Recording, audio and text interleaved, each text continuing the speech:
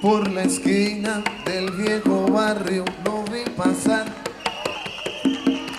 con el tumbao que tienen los guapos al caminar, las manos siempre en los bolsillos de su gabán,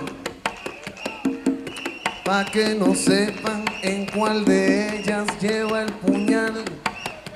Y tropezando se fue cantando desafinado el coro que aquí les traje y da el mensaje de mi canción.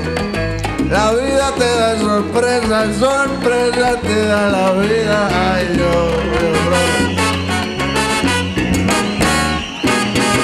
La vida te da sorpresa, sorpresa te da la vida. Pedro Navaja, matón de esquina, quien a hierro mata, a hierro termina. La vida te da sorpresa, sorpresa te da la vida. Valiente pescador, palazuelo que tiraste en vez de una sardina, tiburón en cachete. La vida te da sorpresa, sorpresa te da la vida.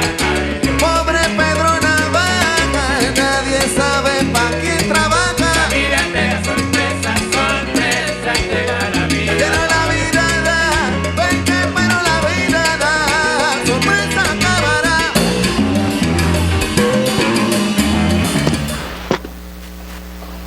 Bueno, empezamos con Pedro Navajas por lo siguiente. Al año del paro cívico del 14 de septiembre tuve que viajar a... Empezamos con Pedro Navajas por una historia barranquillera. Al año del paro del 14 de septiembre, en el 78, fui con mi hijo que tenía 3 añitos. Me quedé en la casa de los Carvajalino, que Carvajalino había sido el secretario de Educación de Fedetral en los años 40 y tenía ahí en el patio de la CTC de la época un mapa del frente oriental de toda Europa cuando la guerra, y mostraba el desarrollo de la guerra a partir de la defensa de Stalingrado, de la batalla de Stalingrado, y eso era una romería de todos los barranquilleros y barranquilleras a ver el desarrollo de la guerra en el mapa en vivo y en directo que tenía el camarada Carvajalino de la Fedetral y del Partido Socialista Democrático ahí. Pero fui a visitar a Augusto Manjarrés, que era un compañero del sindicato de empresas públicas de Barranquilla, que era celador de un colegio en el barrio Boston. Y entonces él me dijo, cuando el paro del 77, aquí no pudimos hacer nada, mano, pero ven y te oyes esto. Y me contó, era en un cassette y estaba Pedro Navajas. Y yo lo que hice fue colocar el cassette y mostrar que pues nosotros no éramos bandidos que salíamos a ver qué muchacha andaba caminando por ahí para robarla, sino que había una confrontación, que yo era un Pedro, pero no un Pedro Navaja, sino un Pedro Pueblo, un Pedro que quería luchar para que se resolvieran los líos de la comida, se acabara, bueno, porque tú sabes que después del paro del 77, que es contra el gobierno de López, se da al año, el Grupo Autodefensa Obrera, Pardo Huelvas había sido el ministro de gobierno de López, y era Caribe, no sé, era de una zona, no me acuerdo qué zona, si era del Sucre o de Córdoba. Bueno, el caso es que es prácticamente ajusticiado ahí en su casa, y Turbay instaura el Estatuto de Seguridad, que fue pues terrible. Pero eso era Augusto Manjarrés, se llamaba él, y era de replanteamiento. Entonces, por eso quise empezar para Barranquilla el precedente del paro con ese hecho que fue pues posterior. Pero es toda esa tradición que tuvo Barranquilla, el Atlántico, de ser el lugar donde el movimiento obrero y los movimientos sociales en los años 30, después de Bananeras, que me acaba preparando el programa para hablar contigo, de pronto abrí la edición última que la compró mi hijo, de Escenas Soledad, y en la página 371, pues leo que el decreto número 4 del jefe civil y militar de la provincia de Santa Marta estaba firmado por el general Carlos Cortés Vargas y por su secretario. Y en él se declaraba a los huelguistas cuadrilla de malhechores y facultaba al ejército para matarlos a bala. Eso hace 78 más 43 años, ¿cuánto es? Harto, ¿no? Y entonces, ¿qué sucede? Leído el decreto, en medio de una ensordecedora rechifla, un capitán sustituyó al teniente. Señoras y señores, dijo el capitán con una voz baja por el parlante, tienen 5 minutos para retirarse. La rechifla y los gritos redoblados ahogaron el toque. Anunció el principio del plazo. Nadie se movió. Han pasado 5 minutos, dijo el capitán en el mismo tono. 1 minuto más y se hará fuego. José Arcadio II, sudando hielo, se bajó al niño de los hombros y se lo entregó a la mujer. Estos cabrones son capaces de disparar, murmuró ella. José Arcadio Buendía no tuvo tiempo de hablar porque al instante reconoció la voz ronca del coronel Gavilán, haciéndoles eco con un grito a las palabras de la mujer. Embriagado por la tensión, por la maravillosa profundidad del silencio, y además convencido de que nada haría mover a aquella muchedumbre, pasmada por la fascinación de la muerte, José Arcadio II se empinó por encima de las cabezas que tenía enfrente y por primera vez en su vida levantó la voz. ¡Cabrones!, gritó. Les regalamos el minuto que falta. Ese fue la masacre de las bananeras el 6 de diciembre de 1928. 69 años antes del paro cívico del 77. Más los 43 de hoy, 77 más 43, ¿cuántos son?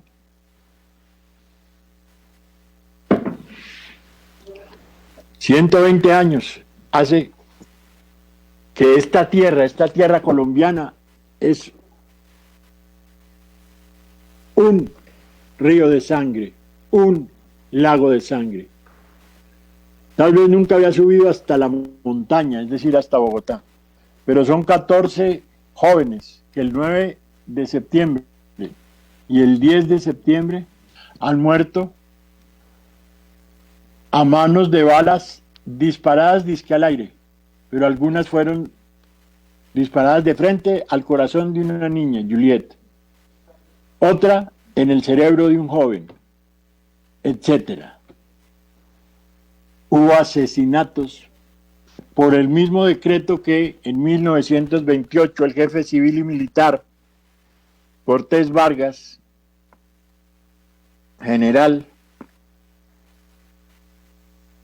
declaró en Ciénaga, Magdalena. Ese señor fue nombrado jefe civil y militar en Bogotá el 8 de junio.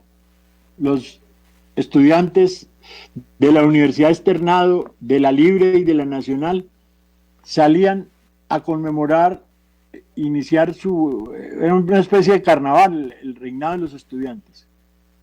Pues ese señor Cortés Vargas volvió a ordenar que el ejército disparara y asesinara a Bravo Pérez, que además era apadrinado por el presidente de la República. Estudiaban en el Palacio Presidencial los estudiantes de Derecho y lo mataron. Por eso empezó la canción del movimiento social en ese tiempo. El ejército defiende intereses extranjeros y a estudiantes colombianos los asesina en el suelo. Y fue cuando la voz de Gaitán surgió en la plaza el 8 y 9 de junio para hacer el debate de las bananeras que se hizo en el Parlamento, y dijo su famosa frase que el ejército colombiano tenía la rodilla en tierra ante el oro yanqui y la metralla ante el pueblo colombiano. Y eso no ha cambiado, pero ni un milímetro, ni un milímetro. Y este 9 de septiembre tuvimos la nueva producción. El paro del 14 fue una concitación de varios factores. Uno, se inició una huelga muy larga en Sicolac, en la Nestlé. Sicolac producía la leche que produce Nestlé y el Nescafé y todo eso, y tenía su planta principal en Bugalagrande y la otra en Valledupar y la otra de Chambursí en Facatativá. Fue una huelga larga. Segundo, en San Alberto, también en el Cesar,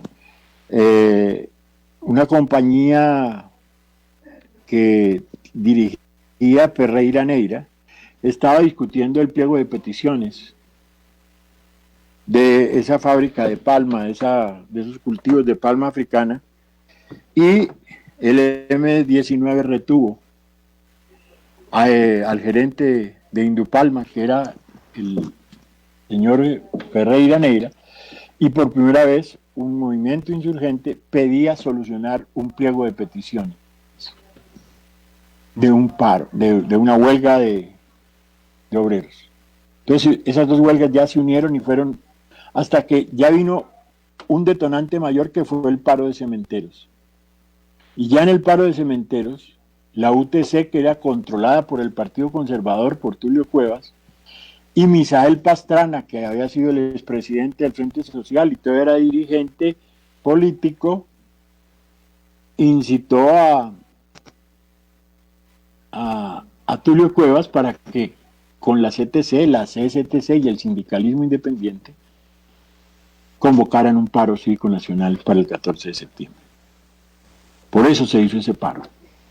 Pero lo importante del paro no fue tanto la convocatoria sindical, que fue muy importante porque esto iba a llevarnos a hacer la CUT posteriormente, sino que en los barrios, sobre todo en Bogotá, en Cali, en Medellín, en Barranquilla fue menos, se dieran muchos acontecimientos. Yo personalmente yo estaba trabajando con FETRACUN, la Federación de Trabajadores Unidos de Cundinamarca, que en ese momento hizo una alianza con Acitlán y Fedetral, eran las federaciones de CGT y de CTC en el Atlántico, y eran poderosas, y iniciaron el camino hacia la CUT con Ultrasan, que era la de la UTC, que estaba en Santander. Eran dirigentes como Buitrago, Tristancho, Vázquez, Tobar, que eran Altaona, allá en el Atlántico. Y en Cundinamarca eran FETRACUN, Héctor Molina, y estaba Julio Morón en Barranquilla. Bueno, muchos dirigentes obreros y populares que ligaron, y digamos que es la primera vez que los dirigentes obreros no son dirigentes solamente de los sindicatos, sino fueron luchadores sociales en los barrios. Esa es, digamos, la enseñanza central de ese paro del 14 de septiembre. Hace 43 años. Pero ese paro que iba a produjo para el 81 ya la Coordinadora de Solidaridad de Zipaquirá, y todo eso avanzó hasta producirse la Central Unitaria de Trabajadores, que ligó a la CTC, al sindicalismo independiente, y a estas federaciones que les digo, y algunas otras federaciones de CTC y sobre todo de UTC, que fue la que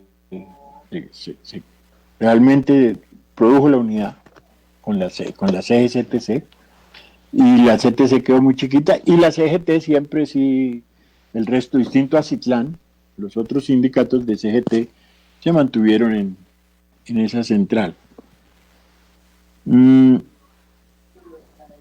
Ahora, pero en todos estos años, después del paro cívico, después del gobierno de López, viene el gobierno de Turbay, que fue terrible, hasta el 82, se da la embajada dominicana, la toma por parte del M19, luego viene el gobierno de Belisario, Palacio de Justicia, luego el gobierno de Barco, se inicia el proceso de la Constitución del 91, gobierno de César Gaviria, que destruye todo el tema económico interno del país, y nos dedicamos a recibir los productos del extranjero y acabar toda la producción interna. El gobierno de Samper, el gobierno de Pastrana, hasta que se inicia la horrible noche, desde 2002 hasta hoy. Y ahí viene la canción que vamos a oír, que es la canción de la motosierra. Sí, producción, es la que viene. ¿Cuál es la canción que viene? Ah, bueno, la del rap, para que el rap nos comunique, ¿no? Tum, tum. Dale, pues, dale. Esa gente que escrutaba el cielo y no comprendía al invasor. Hace tiempo nos trajo esperanza para forjarnos un mundo mejor. Donde patina el frío raciocinio, donde todo es siempre un poco más. Donde la vida tiene cara de niño, donde la puerta se abre sin llamar. Latinoamérica, alza siempre tu voz, no puedes olvidar.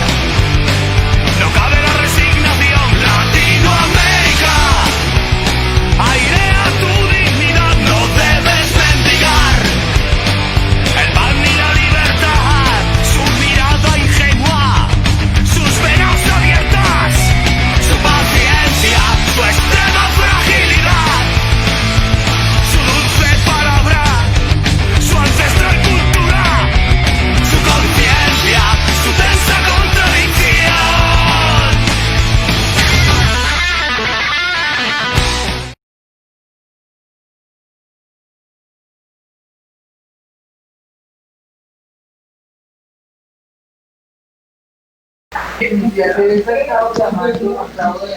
Bueno, los jóvenes con el rock también expresan toda la situación que no solo se ha vivido en Colombia, sino en toda Latinoamérica. Y pues el mes de septiembre parece que tuviera algo tiene, ¿no? Para producir tantas cosas en el planeta y en particular en nuestro país. O sea, en el hemisferio sur siempre es el comienzo de la primavera, el 21 de septiembre.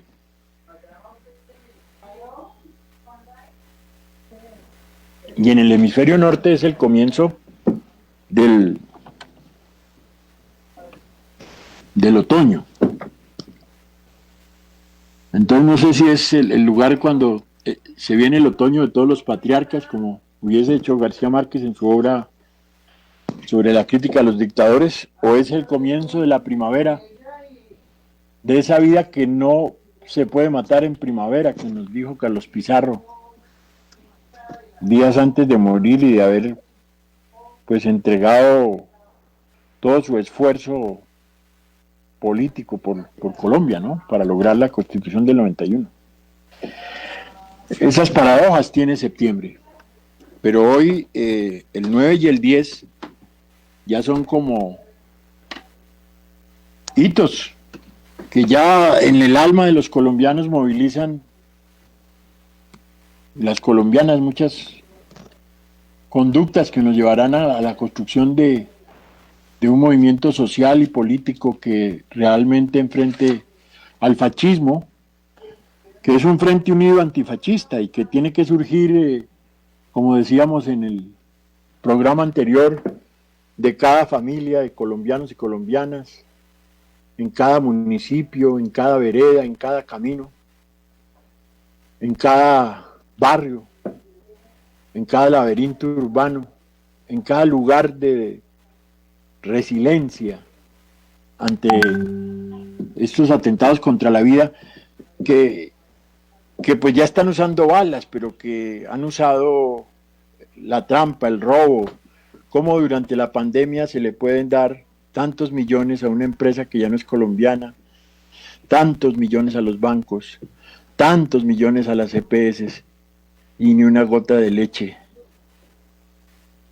a una familia que no tiene con qué comer y cómo subsistir porque la pérdida de las empresas, la pérdida del trabajo, etcétera, está erosionando todo. Entonces este desgobierno, esta situación tan terrible, no puede ser sustituida sino por una construcción en cada lugar, en cada espacio donde hay que ser gobierno. Ser gobierno es resolver los problemas de las comunidades. Y la única que puede resolverlos es la comunidad que está ante ese problema. ¿Y por qué? Porque aunque hay un problema general que es el desgobierno, aunque hay un problema general que es la corrupción, que es la explotación, que es el tráfico, que es lo que decíamos y nunca dejaremos de insistir, este gobierno y estos gobiernos bombardean con glifosato las zonas campesinas donde se siembra la coca, pero con el único fin de que suba el precio de la cocaína en el mercado norteamericano y en el mercado europeo, porque así ganan más sus intereses de carteles y las lavanderías de los bancos norteamericanos que usan esa plata para seguir matando en todo el planeta a gentes y a países que encuentran su propia dignidad. O sea que solo tenemos nuestra propia dignidad. Entonces, en esas condiciones, la lucha cívica, el paro, todo eso son los instrumentos que debemos usar para la libertad, para encontrar la igualdad, o es más bien recordar las palabras, por ejemplo, de Gaitán. O sea, no queremos simplemente la igualdad ante la ley, que nos la garantiza hoy la Constitución del 91, porque todo lo que ha hecho el proyecto narcoterrateniente oligárquico imperial que se llama Centro Democrático, eso hoy no tiene, aunque haya muchos colombianos confundidos porque creyeron que Uribe Vélez era el salvador del país y de la patria y de todas esas boberías, es el causante de este modelo de inequidad y destrucción de la nación colombiana. Entonces, hoy la movilización obrera, popular, campesina, afrodescendiente, indígena, de las minorías, LGBTs, de las mujeres que no son una minoría, porque las mujeres sí son la mayoría del planeta y también la mayoría aquí en nuestro país, y son las madres las que nos han dado todo, ¿no? Solo la coalición de todas esas personas y comunidades en un haz de luz, buscando lo que debemos buscar, que es la igualdad y la libertad, la construcción de un buen vivir, de una vida buena, de una felicidad. Porque esto que hoy está pasando con la pandemia, todos encerrados, y que salga unos señores que tienen el monopolio de la fuerza, que se les ha delegado, porque se le delegó al Estado el monopolio de la fuerza, para que nos protegiera, hacen ese crimen terrible contra el abogado taxista que está por graduarse y que parece que no lo mataron simplemente con la cosa eléctrica, la pistola eléctrica esa, sino lo golpearon en el CAI allá adentro. Y hay quienes dicen, jóvenes que estuvieron ahí cerquita, que dicen que porque ahí estaba el carro buscando las pruebas de la fiscalía o el servicio de buscar pruebas de qué ha pasado, y entonces por eso fue que incitaron el incendio los asesinos. Y entonces, como decía un meme, dice el meme en estos días fue en una red, decía, porque dicen, el titular del Tiempo del domingo dice: el ELN y las disidencias de las FARC son los causantes de los ataques al CAI. Entonces el meme dice, si ellos son los causantes, pues tienen infiltrada a la policía, porque la policía fue la que hizo todo la provocación para que sucediera eso. Entonces hay que realmente buscar, no solamente en la producción, porque hoy la producción no es el lugar principal de la riqueza. O sea, hay muchos más factores de riqueza en otros lugares del pueblo colombiano. O sea, nosotros no podemos seguir en esa economía de minería que nos va a quitar el agua. Aquí en la costa la gente dice, yo estoy lejos de los páramos, pero si se friegan los páramos, se friega el río y se friega el agua de Barranquilla y la de Santa Marta y la de Ciénaga y la de Montería y la otra, ¿sí? porque todo está interconectado, todos estamos en conexión. Y parece, eso sí, que el cambio climático a quien va primero a afectar es a las zonas costeras del planeta. Entonces no podemos seguir en esos lugares simplemente pensando que eso no nos toca. Esta situación está llegando a su punto más terrible.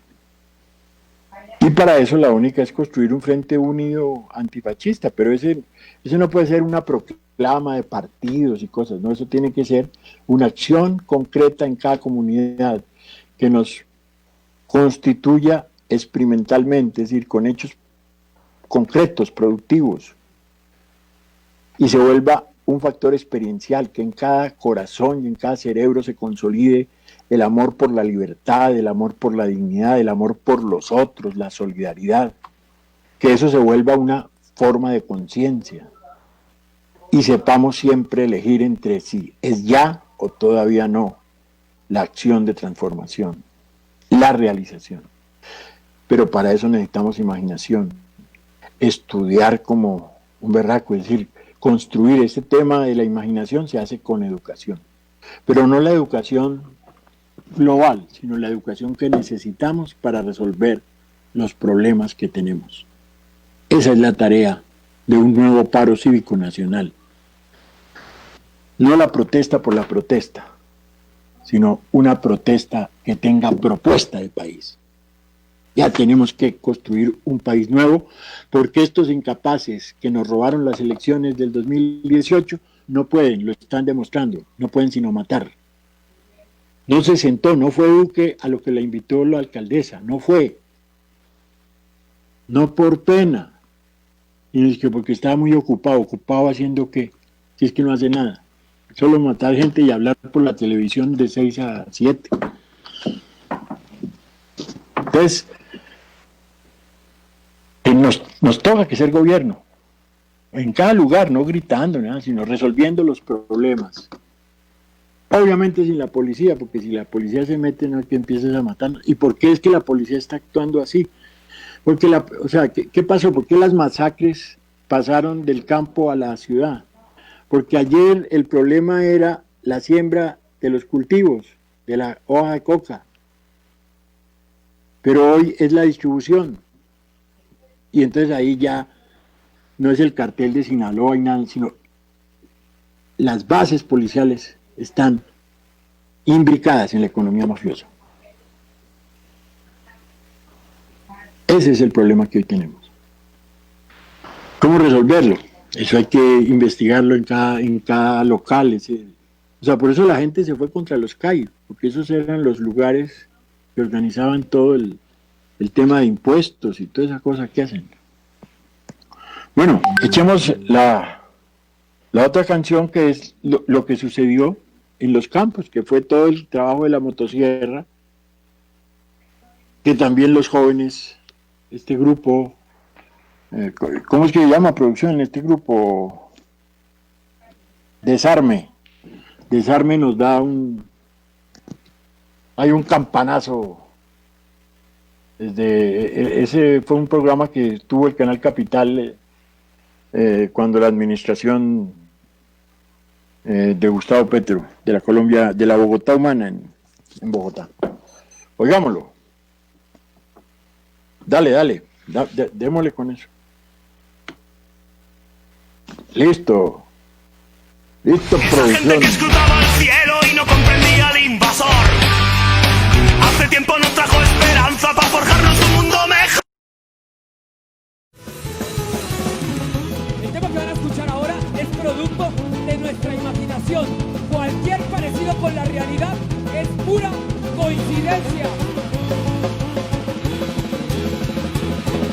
Vivimos en un país de paramilitares, en donde secuestran, en donde torturan, en donde asesinan todo aquel que piensa diferente, todo aquel que lucha por la libertad.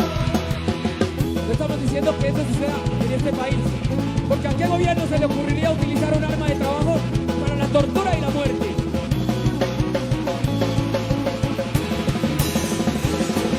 Vivimos en un país de paramilitares,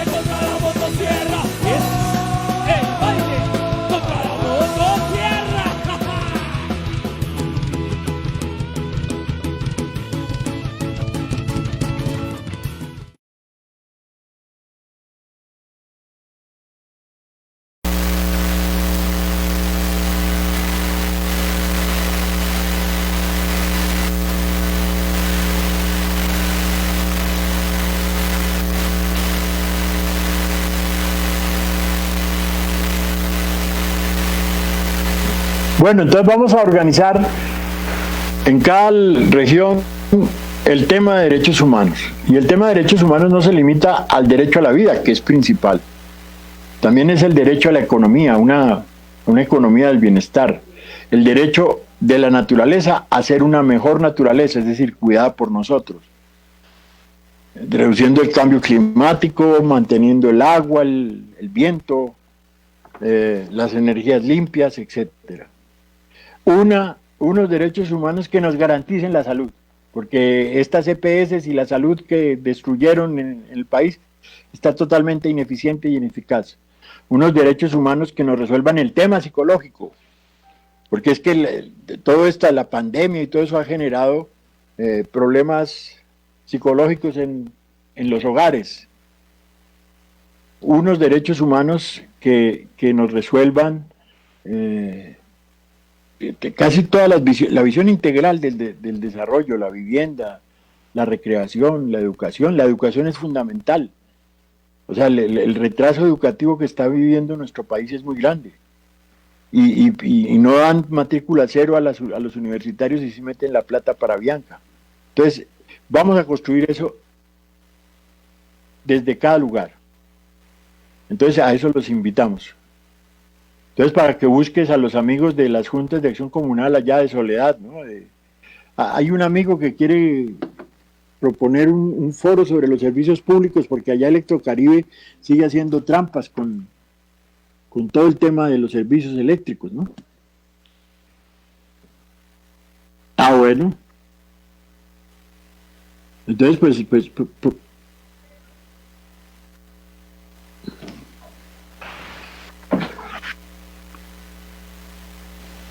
hay que organizarse, o sea, hay que pasar de la protesta a la propuesta. Y en eso, es decir, las estructuras de servicios públicos, la privatización que hizo todo este modelo neoliberal, diciendo que el Estado era el corruptor, lo que ha demostrado es que los privados son más corruptos, roban más rápido, no tienen la fuerza para sostener el proceso del servicio. Es decir, es decir, en el servicio tiene que haber servidores públicos, servidores, o sea, no puede ser el afán de la ganancia lo que produzca un servicio. Es decir, nosotros, sí, dale.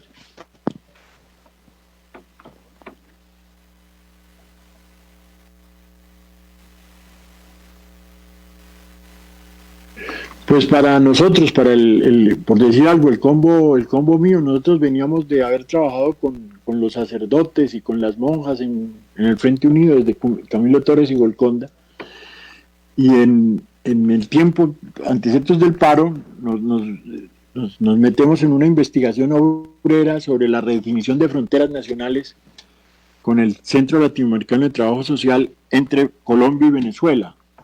Y esa investigación nos consolida en el movimiento obrero con FETRACUN, la Federación de Trabajadores Unidos de Cundinamarca.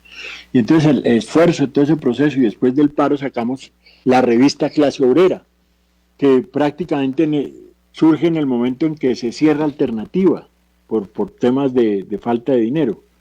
Alternativa, la revista que decía atreverse a pensar es empezar a luchar, y que la Alternativa del Pueblo dijo atreverse a luchar es empezar a pensar. Hay que juntar las dos cosas, ¿no? Porque solo con pensamiento no resolvemos el problema, pero solo con lucha tampoco. Pero a veces es la lucha la que nos hace pensar cosas nuevas. Y entonces nosotros sacamos la revista Clase Obrera, que duró desde más o menos el paro cívico del 77 hasta el 82, 83, que también por problemas financieros y las divisiones de los grupos y todo eso se cerró, pero avanzó mucho en términos de que el movimiento obrero se vinculara con los movimientos de barrios. Ahí se vio en ese momento ya la lucha urbana, apareció en Bogotá el tema de la Avenida de los Cerros, porque el paro cívico le representó a la burguesía, al estamento dirigente, el paro cívico del 77, que tenía que hacer la Avenida de los Cerros. Y entonces por eso el alcalde Ramírez Ocampo solo era el paso del Parque Nacional y pudieron hacer la Avenida de los Cerros, que se había opuesto el Movimiento Popular en el 72 y en el 80 con Ramírez Ocampo hacen la avenida. Y era que para poder traer el ejército del Cantón Norte rapidito al centro de Bogotá, porque ya habían tenido la experiencia del 9 de abril del 48, que fue en los barrios populares, que llamó el Cinturón Rojo de Bogotá, bajó de los barrios que era Los Laches, Girardot, Belén, Egipto, La Perseverancia, el Parajito, esos barrios, bajaron al centro. Y entonces empezaron las luchas urbanas. En Cali se llamó el Anillo Central, en Medellín era lo de Barne, todo el circuito que se hizo en torno al Valle de Aburrá, en Barranquilla la que estaba más atrás, frente a eso, y ya fue después de la Constitución del 91 que viene la alcaldía de Hoyos y inicia la transformación de Barranquilla, y ahora pues los charla vuelven Miami pero es en la contrarréplica a lo que logró los barrios populares de Barranquilla con la alcaldía del padre Hoyos.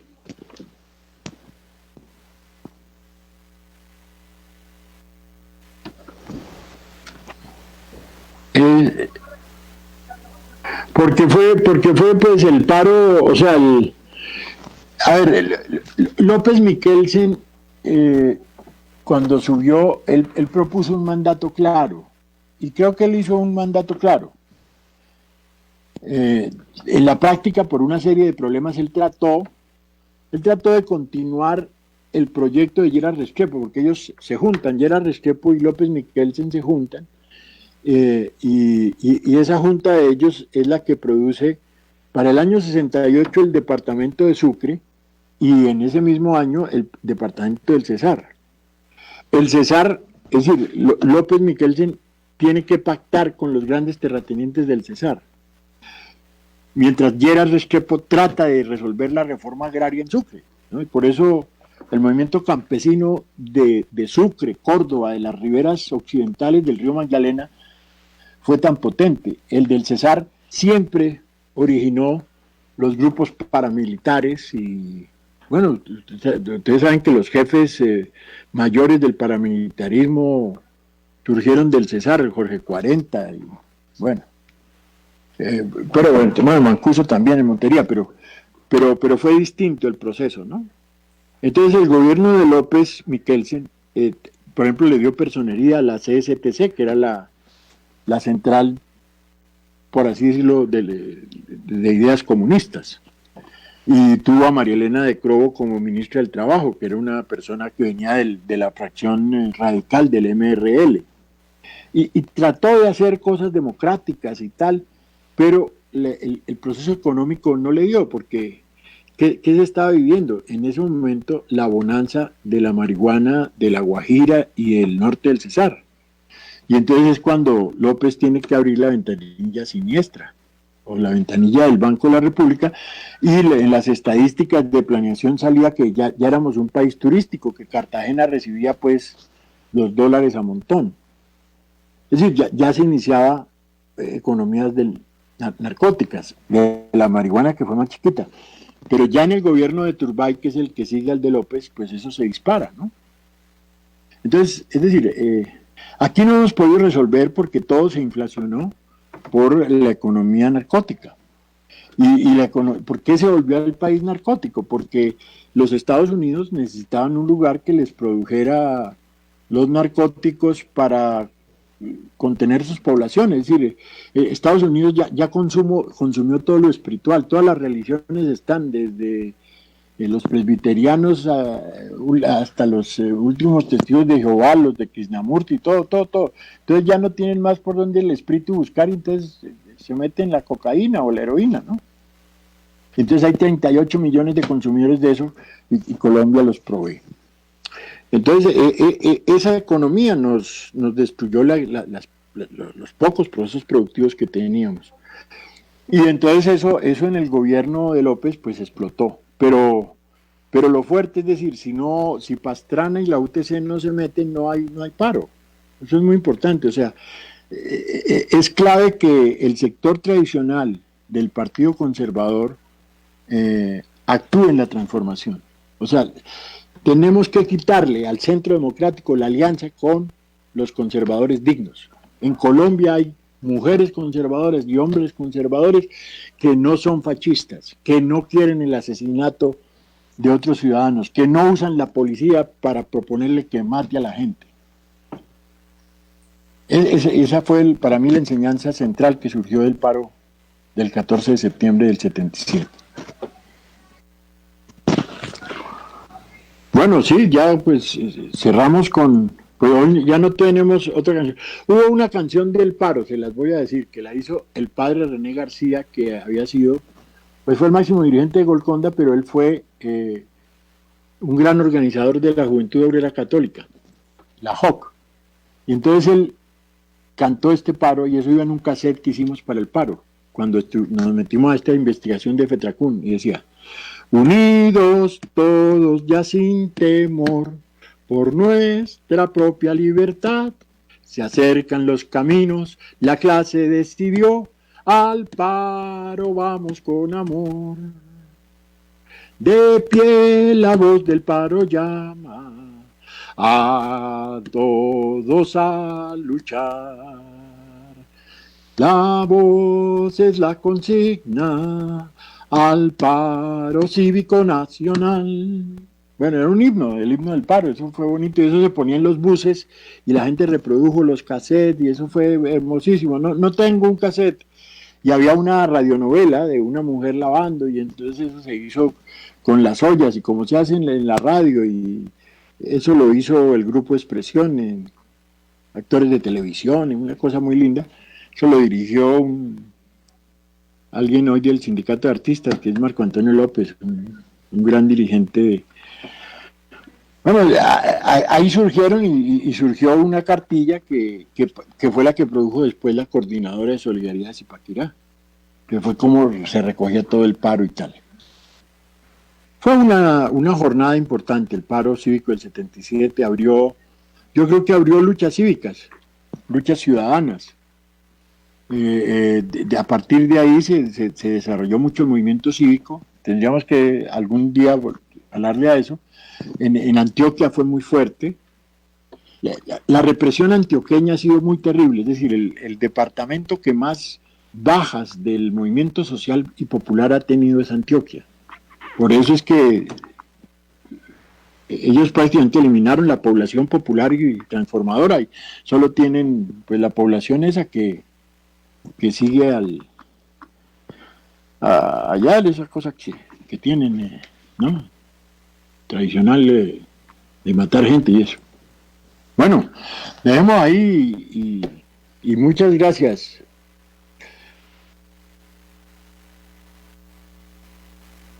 La Universidad del Barrio, a través de Voces desde el Rincón, pues está planteando primero pues que hay una memoria colectiva, hay una memoria de la clase popular que debe ser compartida, porque esto que decimos aquí no lo da ninguna universidad formal, porque allá hacen estudios con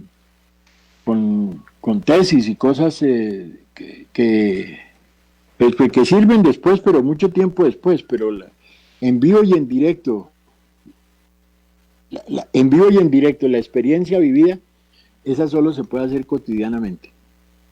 Ya vamos a hacer sesiones donde sea el conversatorio, el conversadero entre todos los asistentes, grupos representativos, para que vean cómo la memoria como proceso colectivo y el encuentro del común, eso es muy importante. Y ese ciclo que hemos venido insistiendo, que es la acción, la experiencia, la conciencia, la imaginación, eso es lo único que educa a los pueblos, porque es el pueblo el que se educa a sí mismo, nadie lo educa, nadie le da conciencia a otro. Si el mismo pueblo no se da cuenta de lo que está viviendo y no se autonomiza, se vuelve autónomo, piensa por sí mismo, se sentipiensa, porque es que hay que sentir en el corazón el dolor que vive el pueblo, el dolor de la pobreza, el dolor a donde nos está llevando unos miserables que se enriquecen día a día y les importa un rábano el hambre de los demás. Eso hay que no permitirlo ni un momento más. Bueno, ya nos fuimos muy largos, es que hay que cortar antes porque si no los pelados ya no nos oyen y hay que ponerlas. Bueno, y porque lo que necesitamos es que los jóvenes porque los jóvenes de Colombia pues les han metido el olvido, por eso han tratado de convertir toda la tierra del olvido. Pues si Vives hizo una canción, ¿no? ¿Cómo es la tierra del olvido? Imagínense. No, bueno, mano. Bueno, muchas gracias. Vamos a la sesión de universidad. Chao.